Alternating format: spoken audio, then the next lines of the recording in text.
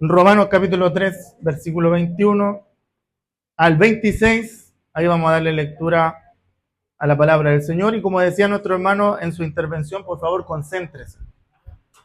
Porque hoy vamos a dar inicio a una serie de sermones que tienen o que van a estar enfocados en el lema que hemos instaurado para la gloria del Señor, que se llama Conociendo más de Cristo o Conociendo más a Cristo y su obra. ¿Ya? Romanos capítulo 21, versículo 26. ¿El Isaías? ¿Dónde está Isaías Gómez? Venga, por favor, Isaías. Felipe, venga usted, bueno. Vamos a hacer un ejercicio rápido. Vengan los dos, vengan. Para acá. Por acá, Felipe. Eso, muy bien. Donde le cortaron el pelo perdió la fuerza. Venga. Por acá. Ven, Isaías, ven. Vamos a hacer un ejercicio rápido. Por acá, hijo, venga.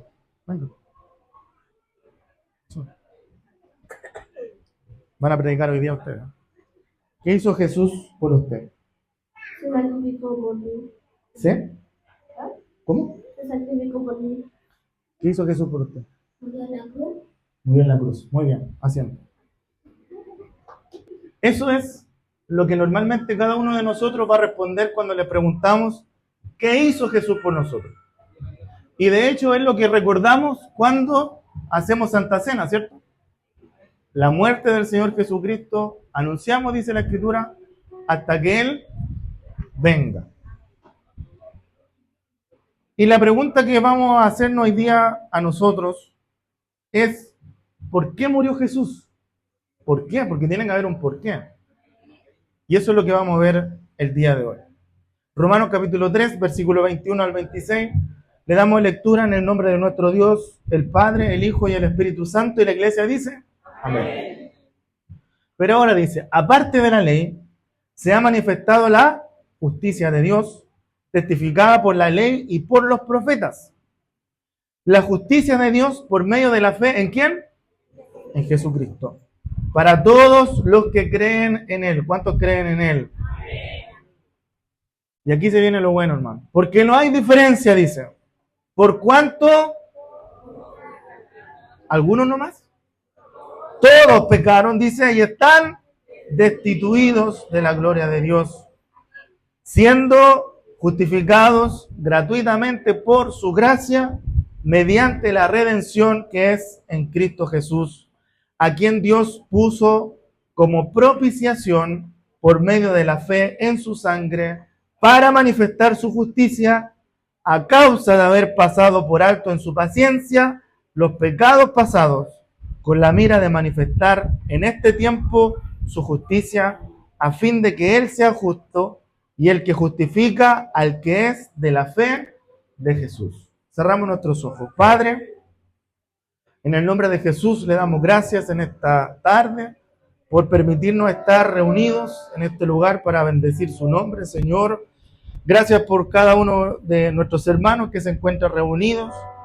Oramos, Dios mío, por aquellos que están a través de la plataforma Zoom, por aquellos que nos están escuchando de lejos, por aquellos que han tenido que viajar, como nuestra hermana María Moraga, Señor, que está en la ciudad de Linares.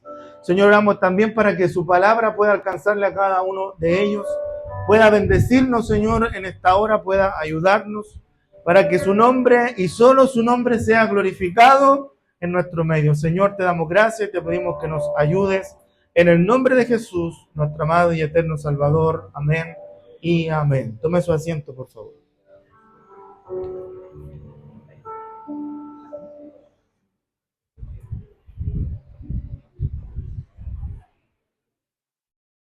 ¿Por qué entonces tenía que morir Cristo por nosotros? Porque todos nosotros, dice la Escritura, grandes, pequeños, altos, bajos, flacos, no tan flacos, hombres, mujeres, niños, estábamos destituidos de la gloria de Dios. Y hemos sido justificados solamente por Cristo, por la fe y por la gracia del Señor. ¿Ya?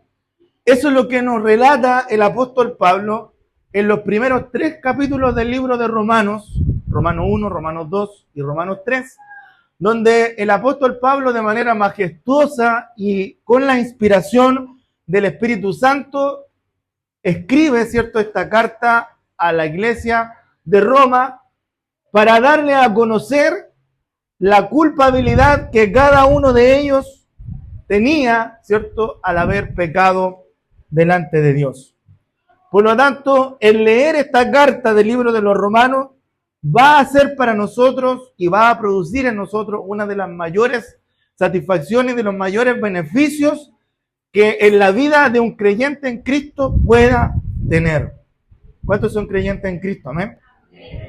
La lectura continua y repetida de esta carta, no tan solamente leerla por leerla y dejarla de lado, sino que estudiarla, va a ser la que va a traer beneficios en abundancia para nosotros. ¿Por qué? Porque fíjese que este documento, esta carta que fue escrita a la iglesia de Roma por el apóstol Pablo, es el mayor documento que haya sido registrado para hablarnos respecto de la salvación que por gracia el Señor nos ha entregado a cada uno de nosotros.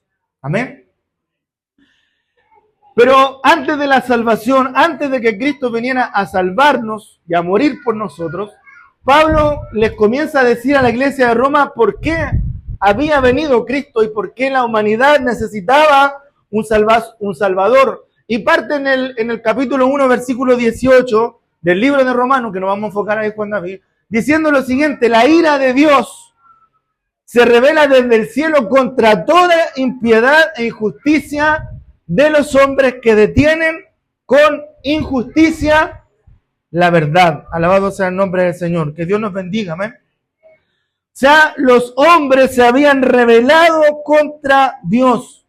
Y Dios revela, ¿cierto?, a través de esta palabra, el pecado, ¿cierto?, que el hombre tenía, ¿cierto?, alabado sea el nombre del Señor.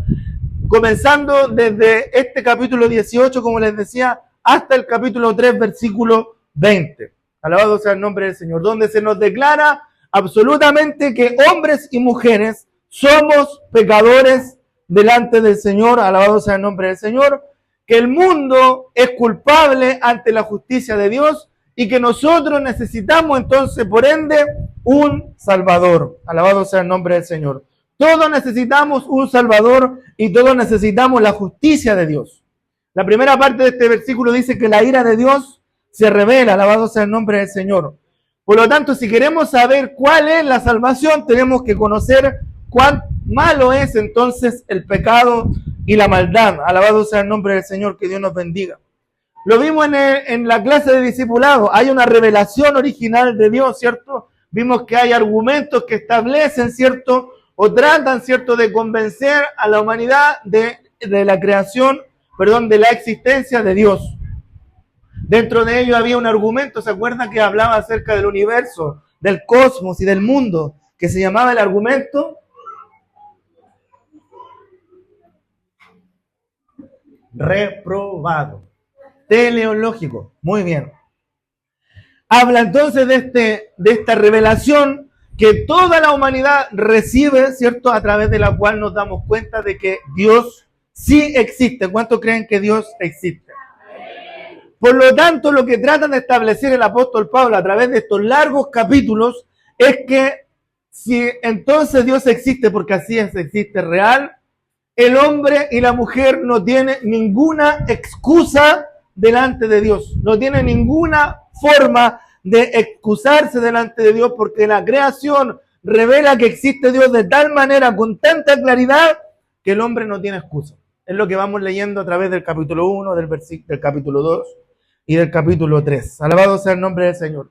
Por lo tanto, trata el apóstol Pablo de decirnos y de mostrarnos a través de esta palabra que el hombre, ¿cierto?, se rebeló voluntariamente contra Dios, pecó, habla acerca del pecado, del hombre, y este pecado, esta maldad no surge a raíz de la ignorancia del hombre, sino que fue una revelación voluntaria. O sea, el hombre quiso rebelarse en contra de Dios ante la clara existencia de que había un ser supremo, superior, que había creado el cielo, el mar y la tierra.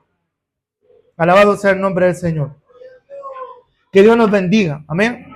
Por lo tanto, la revelación de Dios se demuestra a través de diferentes formas. Una de ellas es la creación, y la palabra del Señor nos enseña que Alabado sea el nombre del Señor. Cuando el hombre se doblega ante Dios, se dará cuenta que hay una revelación de Dios. Y es la palabra de Dios la que revela que el Creador vino a la tierra, se hizo hombre, caminó en la debilidad de la humanidad y luego sufrió y murió en la cruz para revelar el amor de Dios. Alabado sea el nombre del Señor. Que Dios nos bendiga, amén. Todos nosotros tenemos consideración que Cristo murió. Pero si Él solamente hubiera tenido que morir, o sea, que venir a morir, Él baja del cielo hecho hombre el día viernes, ¿cierto? Lo crucifican, lo matan, al tercer día resucita y sube nuevamente al cielo. Pero resulta que Él vivió una vida desde pequeño, joven, adolescente, ¿cierto? Adulto, alabado sea el nombre del Señor, que tiene una circunstancia, ¿cierto? Tiene una importancia especial para cada uno de nosotros, que es lo que vamos a conocer a través de la palabra en esta serie de sermones que comenzamos con la ayuda del Señor el día de hoy.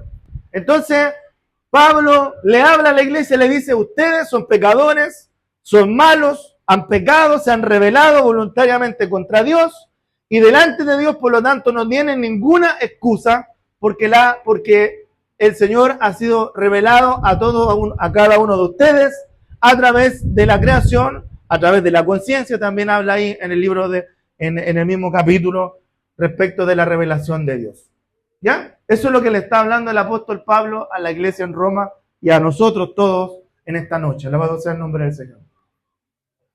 Pero ¿cuál cree usted que fue la respuesta del hombre ante semejante acusación? ¿Qué cree que hizo el hombre? Y con esto la mujer.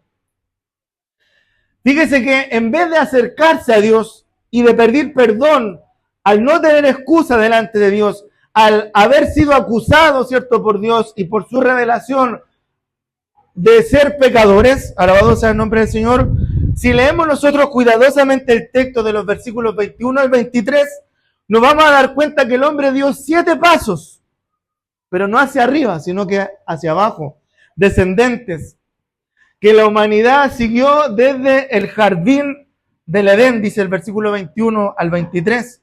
Pues habiendo, dice, conocido a Dios, dice, no lo glorificaron como a Dios, ni le dieron gracias, al contrario, se envanecieron en sus razonamientos y su negro corazón fue entenebrecido. Pretendiendo ser sabios, se hicieron necios y cambiaron la gloria de Dios por imágenes de hombres corruptibles, de aves, de cuadrúpedos y de reptiles. Alabado sea el nombre del Señor. O sea, en vez de ir hacia arriba, ¿qué hizo el hombre? Cambió la gloria de Dios, no le dieron las gracias, se envanecieron en su razonamiento, su necio corazón se volvió en tinieblas, se entenebreció, pretendiendo ser sabios se hicieron necios y cambiaron la gloria de Dios por imágenes de hombres corruptibles, de aves, de cuadrúpedos y de reptiles. Por lo tanto, este pasaje, y tan solo este pasaje, automáticamente niega entonces o contradice la teoría de la evolución, porque el hombre en vez de crecer, decreció. En vez de avanzar, retrocedió. Alabado sea el nombre del Señor. Que Dios nos bendiga. Porque el corazón del hombre es dado al mal. La propensión de nosotros generalmente es ir hacia abajo. Alabado sea el nombre del Señor. Que Dios nos ayude, amén. ¿No le ha pasado que muchas veces nos sentimos con todas las ganas de alabar a Dios? El día domingo y el día martes llegamos con los niveles de la batería baja. Y lo que Dios quiere de nosotros es que nosotros crezcamos. Alabado sea el nombre del Señor. A la estatura de un varón perfecto. Y la verdad es que el hombre hoy en día se está alejando de Dios. Y el mundo probablemente hoy se halle más lejos de Dios de lo que nunca en la historia se haya encontrado alejado de Dios. Alabado sea el nombre del Señor. Que Dios nos bendiga, hermanos amados. Amén. O sea, el primer paso, habiendo conocido a Dios, no le glorificaron, no le dieron gracia. Alabado sea el nombre del Señor. Se envanecieron en sus razonamientos, se hicieron, ciertos sabios en su necio corazón. Alabado sea el nombre del Señor. Y se volvieron a la oscuridad. Alabado sea el nombre del Señor. Cambiando la gloria de Dios por imágenes. Por lo tanto, el hombre retrocedió.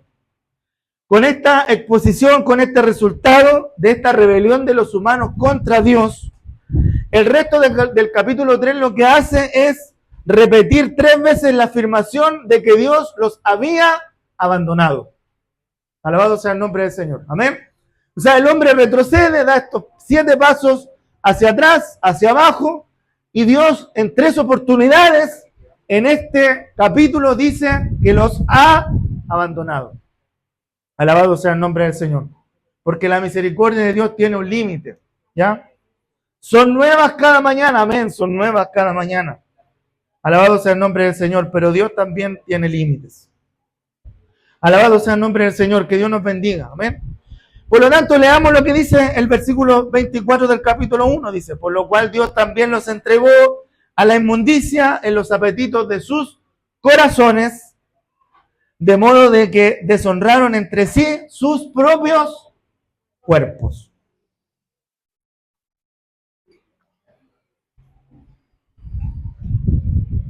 Fíjese que esta declaración que habla el apóstol Pablo acá, la vemos repetida tanto en el Antiguo como en el Nuevo Testamento, en el Salmo 81 y también en el libro de los Hechos, capítulo 7. Alabado sea el nombre del Señor.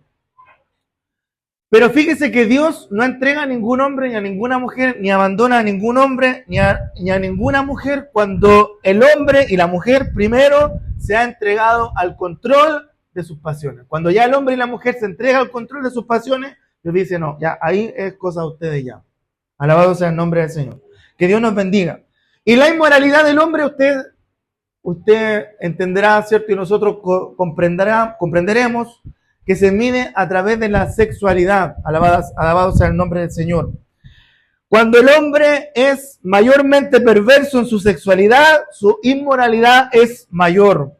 Y la inmoralidad y la sensualidad son el resultado de una idolatría. Cambiaron la gloria de Dios por imágenes de hombres, ¿cierto? De cuadrúpedos, de aves, ¿cierto? Y de seres y de reptiles. Alabado sea el nombre del Señor. Que Dios nos ayude, hermanos amados. Amén. Estamos acá, ¿cierto? Sí. Entonces ayúdenos a predicarnos la palabra del Señor. Alabado sea el nombre del Señor. Que Dios nos bendiga. Amén. Dice más adelante en Efesios capítulo 4, versículo 19, que era tanta la perversidad del hombre y de las mujeres, que después de todo esto perdieron, ¿qué cosa? ¿Qué dice el texto que perdieron? Toda sensibilidad. Oigan, ¿no se pareciera mucho a lo que estamos viviendo en este tiempo? O sea, perdieron toda sensibilidad, o sea, ya nada les importaba. No había sentimiento, no había nada. Alabado sea el nombre del Señor. Que Dios nos ayude. Perdieron toda sensibilidad y se entregaron ¿a qué? Al libertinaje, a la lascivia para cometer con avidez toda clase de impureza. Y fíjese que esta es una descripción terrible. Alabado sea el nombre del Señor. Y atroz, pero es lo que la historia de la raza humana nos relata. Y la historia que nosotros conocemos del diluvio y la historia que nosotros vimos en Sodoma y Gomorra son ambos, ¿cierto?, tremendos testigos de lo que hoy en día estamos hablando de esta tremenda realidad cuando el hombre y la mujer se envanecen, ¿cierto?, y pierden toda sensibilidad. Alabado sea el nombre del Señor. Que Dios nos ayude. Seguimos en el versículo 25 de Romanos 1. Nos dice lo siguiente: cambiaron la verdad por la mentira, honrando y dando culto ¿a quién? A las criaturas antes que al Creador, el cual es bendito por los siglos. ¿Cuántos dicen? Amén. Esta es entonces la idolatría que condujo a las profundidades más hondas de degradación moral. Y el versículo 26 dice, continúa diciendo, por eso Dios los entregó, dice, a pasiones vergonzosas, pues aún sus mujeres cambiaron las relaciones naturales por las que van en contra de la naturaleza. Y aquí el escritor, al hacer mención a las mujeres, da a entender el mayor grado de inmoralidad que había en ese lugar, porque generalmente las mujeres, ¿cierto?, se mantienen más puras. Alabado sea el nombre del Señor. Que Dios nos bendiga. Luego el versículo 27 continúa diciendo, de igual modo, también los hombres, dejando del uso natural de la mujer o la relación con la mujer, dice, se encendieron en su lascivia los unos con los otros, cometiendo hechos vergonzosos, hombres con hombres, y recibiendo en sí mismo la retribución debida a su extravío. Continúa el versículo 29 al 31. Entonces ellos están atestados de toda injusticia, fornicación, perversidad, avaricia, maldad, llenos de envidia, homicidios, contiendas, engaños y malignidades o perversidades. Son murmuradores, son calumniadores, detractores, son enemigos de Dios, son injuriosos, son soberbios, por si acaso no estoy pasando lista, son altivos, son inventores de males, son desobedientes a los padres, son necios, son desleales, sin afecto natural, implacables y sin misericordia. Alabado sea el nombre del Señor. Que Dios nos bendiga. La realidad que nosotros hemos leído en estos pasajes, que son solamente la punta del iceberg, alabado sea el nombre del Señor, figurativamente nos abren nosotros a la compuerta o a la lista de pecados que sigue, ¿cierto?, después de lo que el apóstol Pablo nos está hablando. Seguramente nosotros estamos familiarizados con algunos de ellos porque o lo hemos visto, ¿cierto?, a nuestro alrededor, o lo hemos visto en los periódicos, lo hemos visto en los diarios de circulación nacional o en la televisión, ¿cierto?, cuando vemos la cantidad de homicidios, por ejemplo, que se están registrando en nuestra nación en nuestro tiempo actual. Alabado sea el nombre del Señor. Y esa es la condición del mundo hoy en día. Alabado sea el nombre del Señor. Que Dios nos bendiga. ¿Por cuánto tiempo más cree usted que Dios será paciente con nosotros, tolerando nuestros pecados? Que Dios nos ayude, porque Él ha juzgado ya a grandes naciones en el pasado que han proseguido, ¿cierto?, en esa dirección, y que después de entrar en un periodo de decadencia irreversible, fueron conquistadas, aunque en realidad ya se estaban desmoronando, ¿cierto?, o desmembrando desde adentro. Alabado sea el nombre del Señor. Que Dios nos bendiga. Entonces, el gran vacío que quedó en el hombre y en la mujer, que es el vacío que todos tratan de llenar con diferentes cosas, con el placer sexual, con la tecnología, con el dinero, con los lujos, etcétera, etcétera, etcétera. Ese vacío que quedó dentro del hombre, que el hombre trata de llenar con la droga, con el alcohol, con los vicios, etcétera, etcétera, etcétera, fue el vacío que el hombre se generó al descartar a Dios de su corazón. Alabado sea el nombre del Señor, que Dios nos bendiga. Y estos 21 pecados que nosotros leímos que aparecen acá señalados, nos hablan única y exclusivamente que en ese tiempo entonces había, y en nuestro tiempo lo más probable también, una depravación total. Alabado sea el nombre del Señor. Que Dios nos bendiga. Y yo no sé si a usted no le causa algo en su corazón el ver esta descripción gráfica y el escuchar esta descripción gráfica de lo terrible y horrible que es el pecado en la humanidad. Por eso continúa en el capítulo 2, versículo 1 de Romanos, diciéndole, tú hombre eres inexcusable, no tienes ninguna excusa, no que venga a justificarte, no es que yo, Señor, es que sí, es que no, es que yo pensé, es que yo creí, no, tú hombre, tú mujer, no tienes ninguna excusa. Tú que juzgas, quien quiera que tú seas, grande, chico, ¿cierto? Lo dijimos, porque al juzgar a otro te condenas a ti mismo, pues tú que juzgas, haces lo mismo. Alabado sea el nombre del Señor, que Dios nos bendiga.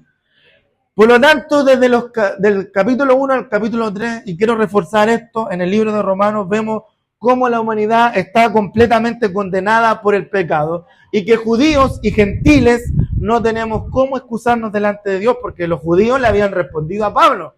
Le dijeron, Pablo, nosotros tenemos la palabra, somos circuncidados. Y Pablo, ¿qué les dice? No, ustedes tampoco. Ustedes peor que los gentiles, porque a ustedes les fue entregada y revelada la palabra de Dios, que es la Torá.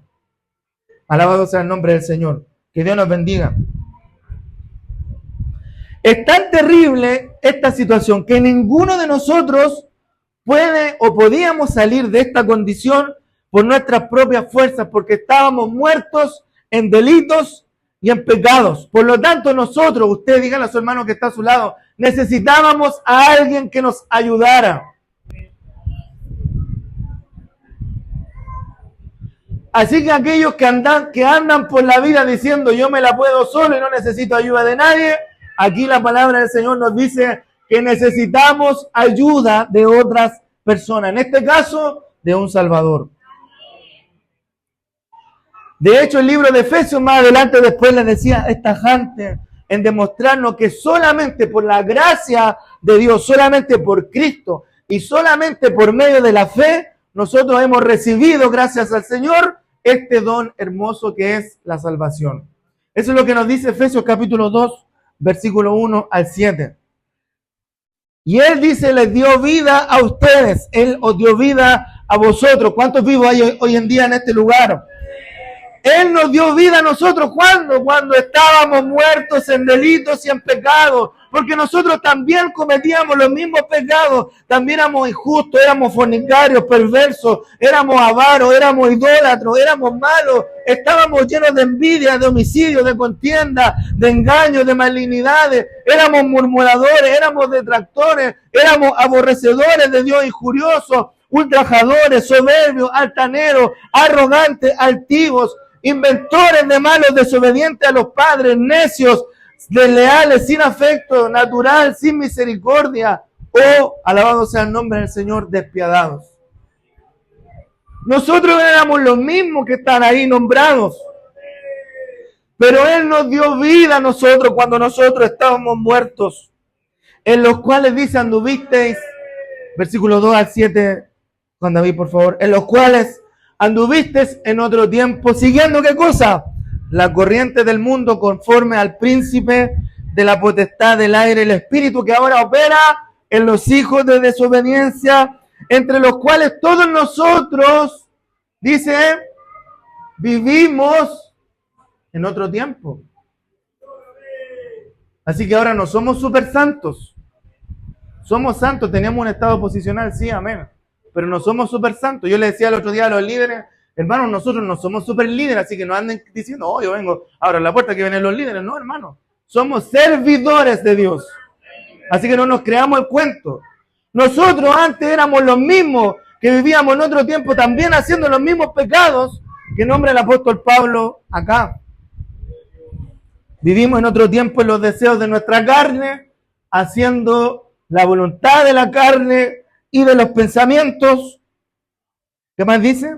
Y éramos por naturaleza, ¿qué cosa? Hijos de ira. El único resultado que nosotros íbamos a tener sobre nosotros era la ira de Dios. Dios necesitaba justicia. Había que hacer, a alguien había que matar por un sacrificio. Dios necesitaba justicia por los pecados de la humanidad. Y el único resultado que nosotros íbamos a tener sin Cristo era ser hijos de ira.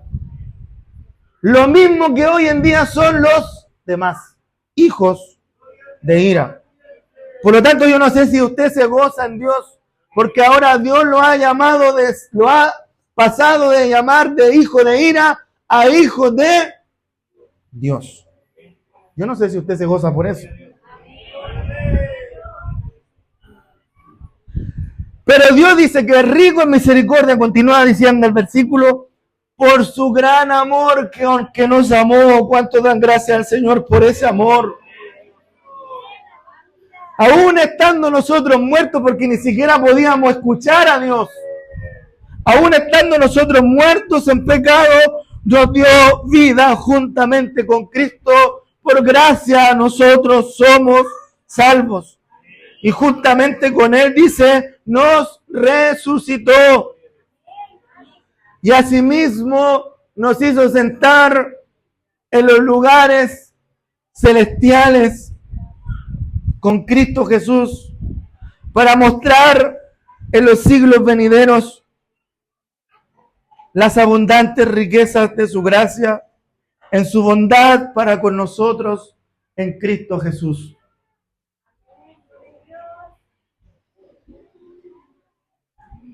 Alabado sea el nombre del Señor.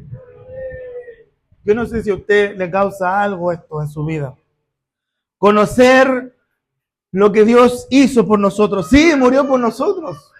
Pero ¿por qué tuvo que morir por nosotros? ¿Sabe por qué tuvo que morir por nosotros? porque el pecado nos alejó de Dios. Desde que Adán y Eva le dieron la espalda a Dios en el jardín de Edén, nosotros los seres humanos hemos sido corrompidos por el pecado. Hemos ignorado lo que Dios quiere porque preferimos hacer lo que nosotros queremos. Ponemos nuestro corazón en acumular poder y riqueza para nosotros mismos y no cuidamos bien lo que Dios nos da. Estamos demasiado entenebrecidos y oscurecidos por nuestros pecados para que por nuestras propias fuerzas podamos encontrar el camino de vuelta por nosotros mismos hacia Dios. Y como le decía, la justicia de Dios, porque Dios es justo, amén.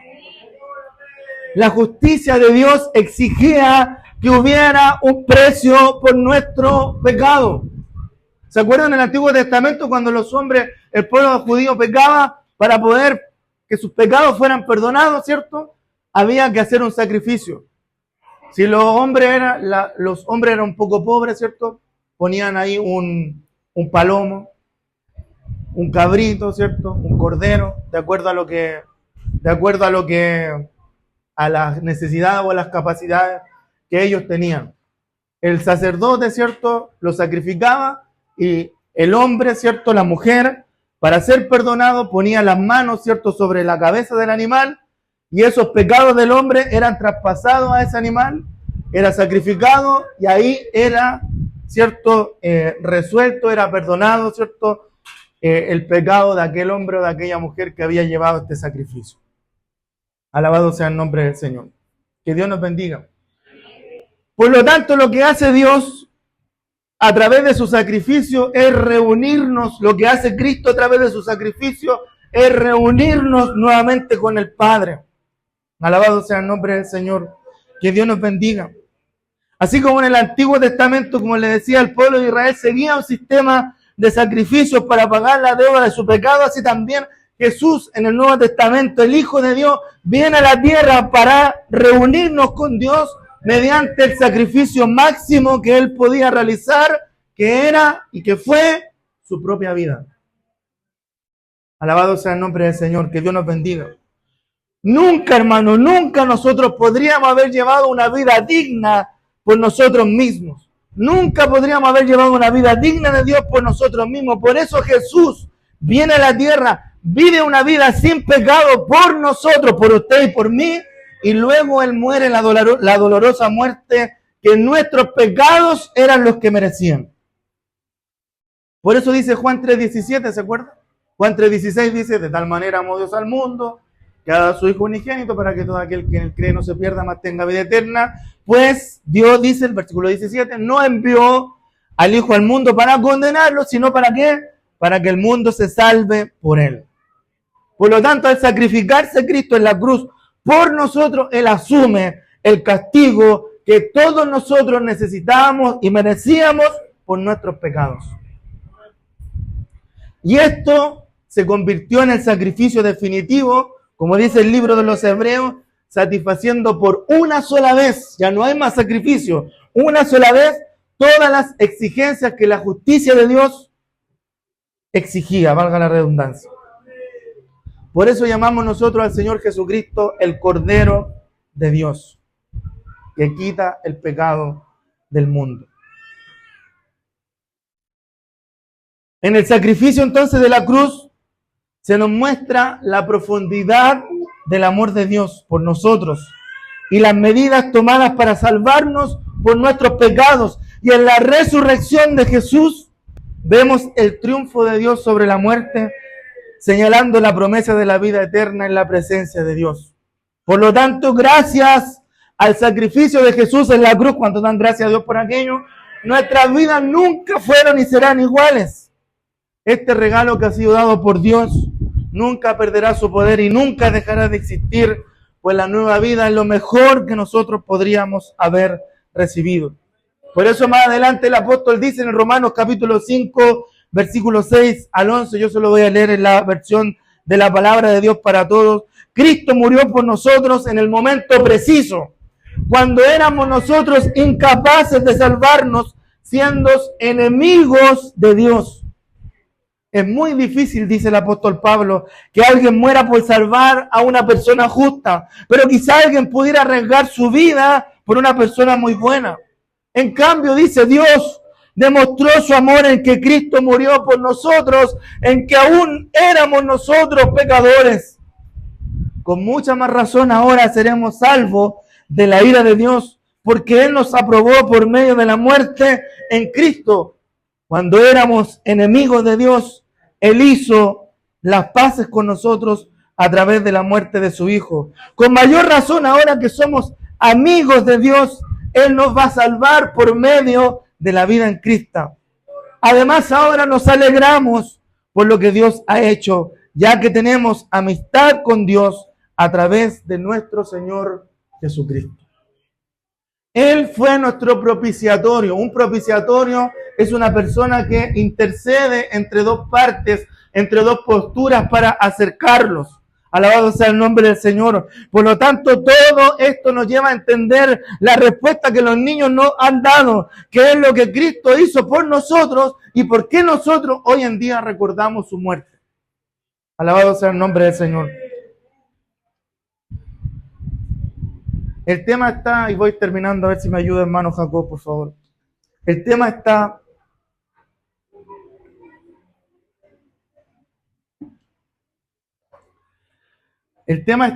en que muchas veces nosotros tomamos tan a la ligera el tema de la Santa Cena, porque se nos ha enseñado una y otra vez su trasfondo, pero al igual que los niños, nosotros tan solamente respondemos lo que Cristo ha hecho por nosotros, pero no por qué Cristo lo hizo. Alabado sea el nombre del Señor. Que Dios nos bendiga, hermanos amados. Amén. Entonces, cuando yo vengo a tomar la Santa Cena, conociendo ya lo que Cristo hizo por mí, que yo estaba perdido en el mundo, en pecados, que no había salvación para mí, que no tenía excusa delante de Dios, alabado sea el nombre del Señor. Cuando yo vengo a tomar la Santa Cena, ya conociendo lo que hizo Cristo por mí y por qué Él lo hizo, todo tiene un sentido distinto. Nuestra adoración cambia porque no es la misma. Yo estoy adorando a aquel que me salvó si no tenía ninguna posibilidad, ninguna oportunidad. Nuestra adoración cambia. Nuestra perspectiva del Evangelio cambia. Nuestra forma de servir cambia. Porque ya no me obligan a hacer algo, sino hago algo porque estoy agradecido de Dios. Sirvo por amor y por ese amor que me fue dado por Cristo al morir por mí. Evangelizo por amor y gratitud. Sirvo a otros por amor y gratitud y doy de gracia lo que por gracia recibí. Cuando conozco lo que Cristo realmente hizo por mí, todo cambia y todo tiene sentido. Y cada uno de los padecimientos que Cristo tuvo en la cruz, al yo tomar y comer, ¿cierto?, el vino y el pan, que representa su cuerpo, y el vino la sangre, estoy entonces yo recordando su muerte. Por lo tanto, cada mascada que yo le doy al pan, debo recordar los clavos que fueron puestos sobre Cristo. Cada mascada que yo le doy al pan, recuerdan la corona de espinas con su sangre que fue derramada. Cada mascada al pan o cada sorbo del vaso que nosotros bebemos nos debe recordar el sacrificio que hizo por nosotros y por qué lo hizo. A los 33 años Cristo fue condenado a muerte. Y era la peor muerte que podía habérsele ocurrido a los romanos en ese tiempo. Recuerden que lo estudiamos. Antes de ese entonces no había la muerte de crucifixión. La inventaron los romanos. Y era la peor muerte que solo los criminales más, cierto, perversos podían recibir. Y nuestro Señor, su Salvador, mi Salvador, fue condenado como los criminales. Pero nosotros éramos los criminales, no Él. En el huerto, ¿se acuerdan? Suda sangre. Los evangelios nos relatan que Jesús comenzó a sudar sangre cuando estaba orando en el Monte de los Olivos, específicamente en el jardín de Getsemaní. Y fíjese que el sudar sangre, cuando lo habla el escritor del Evangelio, no es un lenguaje poético, sino que es algo real, que en la condición médica se llama hematidrosis.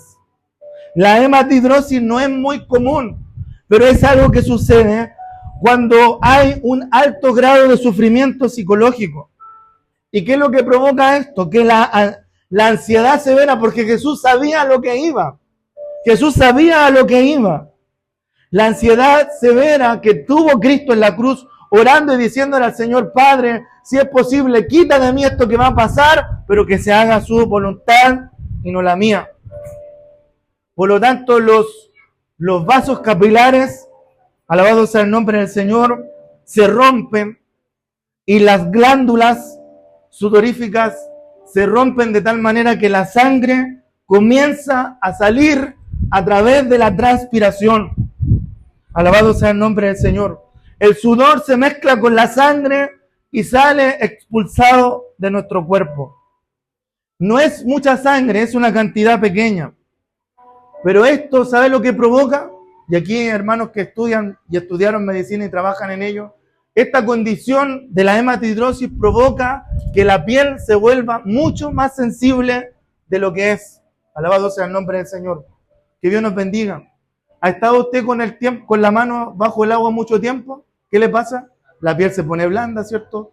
Y es muy factible que se rompa en cualquier toque. Eso fue lo que pasó con nuestro Señor Jesucristo en la cruz del Calvario.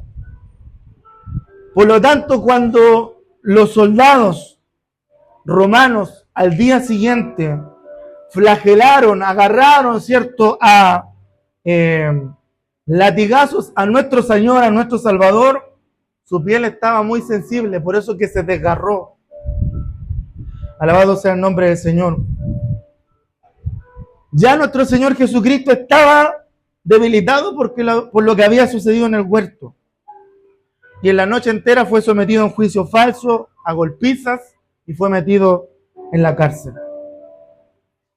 Las flagelaciones, los castigos con latigazos, eran conocidos por los romanos, ¿cierto?, por ser terriblemente brutales, y consistían en 39 latigazos. El soldado utilizaba un látigo con cuerdas, con tiras de cuero trenzado, con bolas de metal entretejidas. Cuando el látigo golpeaba la carne, provocaba moretones o contusiones, las cuales se abrían con los demás golpes. Y el látigo, aparte de las bolas de metal, también tenía huesos, pedazos de huesos afilados, los cuales cortaban la carne severamente. La espalda quedaba tan desgarrada que la espina dorsal a veces quedaba expuesta a la columna debido a los cortes tan profundos. Los latigazos iban desde los hombros, pasando por la espalda, las nalgas y las piernas. Mientras continuaba la flagelación, las laceraciones rasgaban hasta los músculos y producían tirones temblorosos de carne sangrante. Las venas de la víctima quedaban al descubierto y los mismos músculos, tendones y las entrañas quedaban abiertos y expuestos. Antes de avanzar, le voy a pedir a los pequeños, por favor, donde quieran que estén, que vayan con sus papás, por favor. Los pequeños, vayan con sus papás, los chiquititos. Rápido, por favor, con sus papás. Vayan con sus papás. Y los niños que están por ahí dando vueltas, por favor, también con sus papás.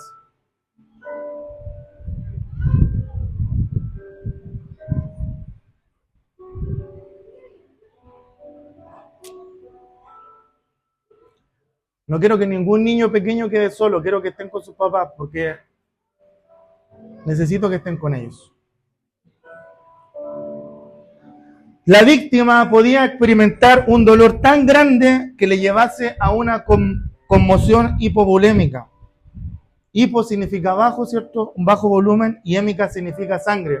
Por lo tanto, había una poca cantidad de sangre. Alabado sea el nombre del Señor. Y cuando esto pasa, cuando las personas pierden sangre, ¿qué pasa?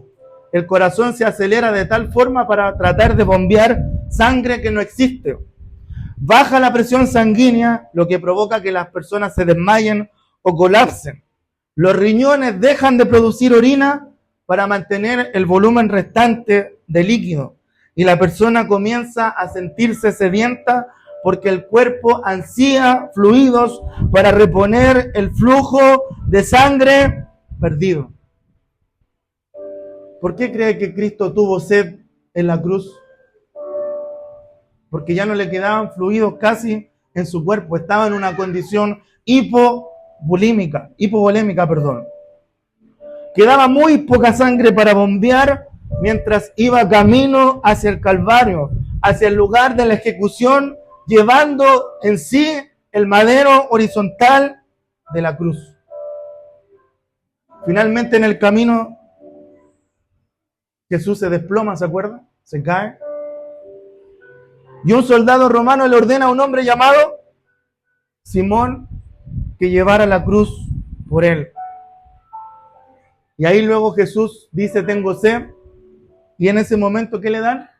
¿Una Coca-Cola?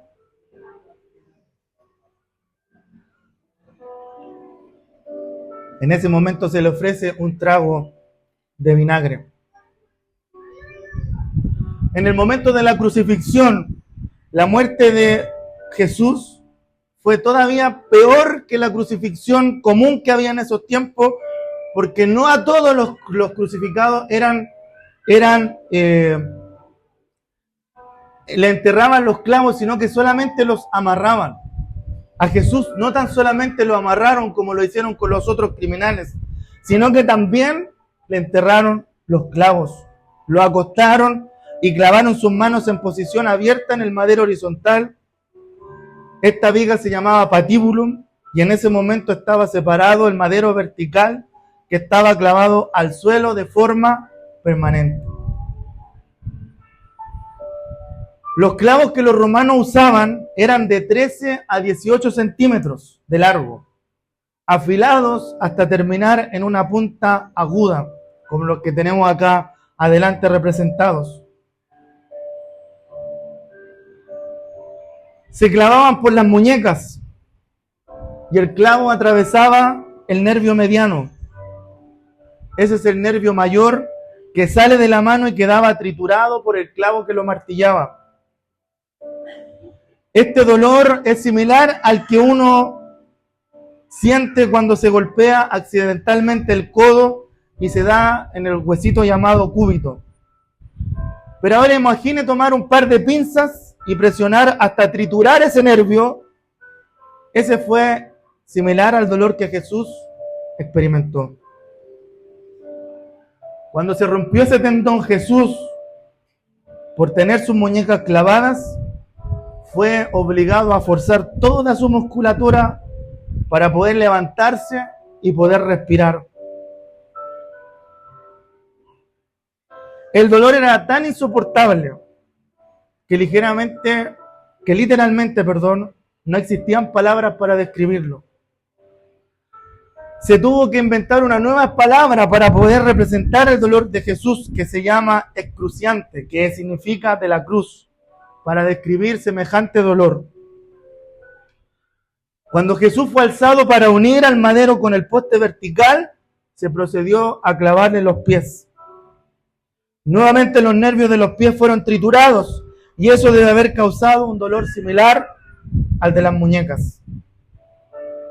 Al momento de estar en posición vertical, sus brazos se estiraron intensamente, probablemente 15 centímetros de largo, y ambos hombros debieron haberse dislocado. Solo tome en cuenta la gravedad para sacar su conclusión, lo que confirma lo que estaba escrito en el Salmo capítulo 22, dislocados están todos mis huesos. Una vez que la persona cuelga en posición vertical, la crucifixión es una muerte lenta y agonizante por asfixia. La razón es que la presión que los músculos ejercen pone el pecho en la posición de inhalación, básicamente para poder exhalar el individuo tenía que apoyarse en sus pies y levantarse fijos por los clavos al madero para que la tensión muscular se aliviara en un momento, y al hacerlo, ¿cierto?, el clavo obviamente desgarraría su pie hasta que al final quedaba incrustado en sus huesos tarsianos. Después de arreglárselas para exhalar, la persona podría alejarse y descender para inhalar, otra bocanada de aire. Y nuevamente tendría que empujarse hacia arriba para poder exhalar, raspando su espalda ensangrentada contra la madera áspera de la cruz una y otra vez para poder respirar, inhalar y exhalar. Este proceso continúa hasta que la persona ya no podía más empujarse hacia arriba y entonces moría por asfixia. Jesús aguantó esa situación por usted y por mí por 3 horas.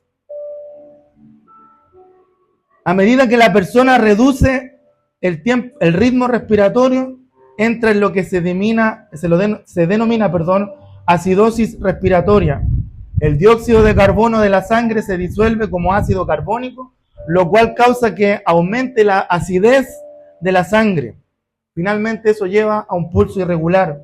De hecho, al sentir que su corazón latía en forma errática, Jesús hubiera dado cuenta de que estaba a punto de morir, y es entonces cuando él pudo decir: Padre, en tus manos encomiendo mi espíritu, y luego murió de un paro cardíaco.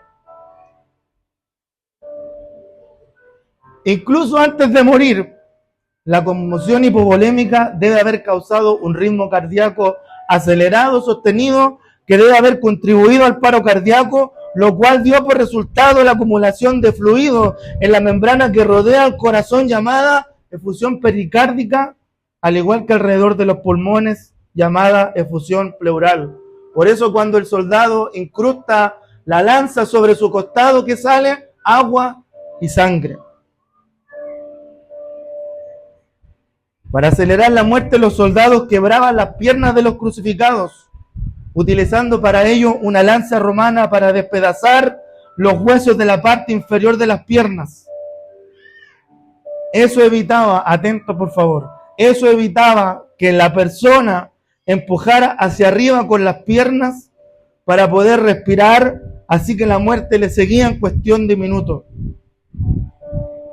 En el Nuevo Testamento se nos dice que los huesos de Jesús no fueron quebrados como ocurrió con los otros crucificados. Esto fue así porque los soldados habían confirmado que Jesús había muerto. Así se cumplió la profecía del Antiguo Testamento acerca del Mesías, donde se dice que ninguno de sus huesos sería quebrado. Pero el soldado romano, para confirmar la muerte de Jesús, le clavó una lanza en su costado derecho. La lanza atravesó el pulmón derecho y penetró su corazón. Por lo tanto, cuando se sacó la lanza, salió fluido claro como el agua, seguido de un gran volumen de sangre, tal cual lo describe Juan, uno de los testigos oculares en su evangelio. Además, hay que mencionar la humillación que sufrió por el desprecio y las burlas, cargando su propia cruz por casi 2 kilómetros, mientras la multitud le escupía el rostro y le tiraba piedras. La cruz pesaba cerca de 30 kilos tan solamente en la parte horizontal en la que clavaron sus manos. Todo esto, hermano, todo esto lo hizo Cristo por nosotros. Pero no es lo mismo decirlo que verlo.